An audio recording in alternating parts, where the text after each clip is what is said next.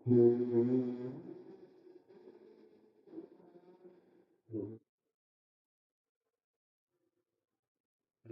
के 3 बज रहे थे, जिन्हें शैतान का समय द डेविल हाउस कहा जाता है। बारिश तूफान का रूप ले चुकी थी और गांव का एक कुत्ता पुराना शमशान घाट पानी में डूब रहा था। रमेश एक तांत्रिक था जो जिन्न और पिशाचों को वश में करने का दावा करता था।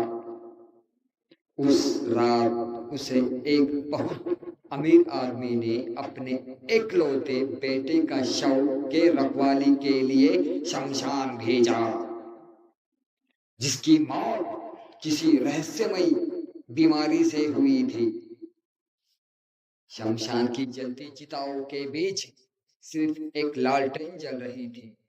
रमेश चिताओं के पास बैठकर अपने मंत्र पढ़ने लगा।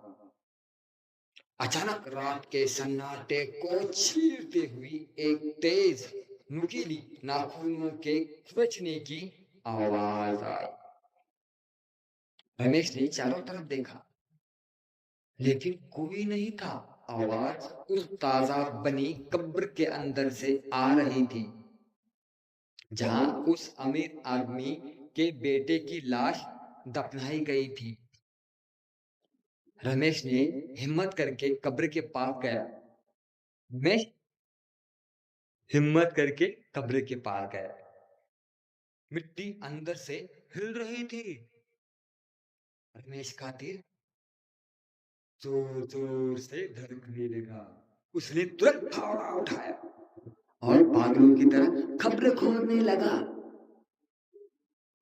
जैसे ही ताबूत का ढक्कन दिखा, खुरचने की आवाज और तेज हो गई। रमेश ने कांपते हाथों से ताबूत का ढक्कन खोला। अंदर का नजारा देखकर रमेश की चीख निकल गई। लाश की आंखें पूरी तरह खुली थी, लेकिन उसमें इंसान की आंखें नहीं थी। उसकी आंखों की जगह जिंदा रेंगते हुए कीड़े थे। लाश का मुंह इंसान की क्षमता से 3 गुना ज्यादा चौड़ा खुला हुआ था और उसके दांत खून से सने हुए थे। वो लाश ताबूत में बैठी नहीं थी, बल्कि अपनी ही उंगलियों को चबा कर खा रही थी। रमेश पीछे गिरा और भागने की कोशिश की, लेकिन लाश ने बिजली की तेजी से रमेश का पैर पकड़ लिया। उसका स्पर्श बर्फ जैसा ठंडा और हड्डियों को जमा देने वाला था। लाश ने रमेश के चेहरे के बिल्कुल करीब अपना सड़ता हुआ चेहरा लाया। उसकी सांसों से आंतों के सड़ने की भयानक बदबू आ रही थी। लाश ने रमेश के कान में एक ऐसी आवाज में फुसफुसाया जो किसी इंसान की नहीं लग रही थी।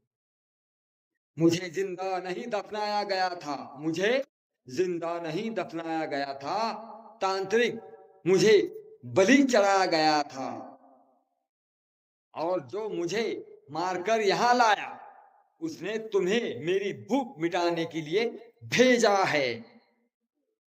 रमेश ने चीखने की कोशिश की,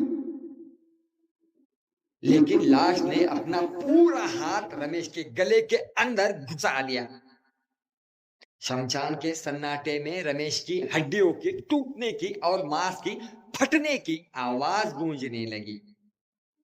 अगली सुबह जब गांव वाले शमशान में पहुंचे तो ताबूत वापस बंद था। जब उन्होंने ताबूत खोला तो अंदर अमीर आदमी के बेटे की लाश शांत पड़ी थी, लेकिन उसके सीने पर रमेश का काटा हुआ सर रखा था, जिसकी आंखों खौफ से फटी रह गई थी। जिसकी आंखें खौफ से फटी की फटी रह गई थी. तो चला मित्रांनो, बाय बाय. काल्पनिक कथा आहे. कोणत्याही गोष्टीचा कसाही काही सबब नाही. तर मित्रांनो, ही काल्पनिक कथा आहे. कोणत्याही गोष्टीचा कसाही काही संबंध नाही. तुमच्या फक्त हा व्हिडिओ मनोरंजनासाठी बनवलेला गेलेला आहे मित्रांनो.